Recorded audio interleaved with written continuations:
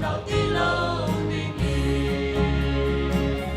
Đức Thầy Cha Giêsu Christu cần cho ông chúng ta lên hàng lâm nắp bê tu vui bình và xin cần cho lúc rong nhang in tu tu đề akan kham tu boy asin at tuzun mi kan ria asin habya tunun na asin at tunagan sa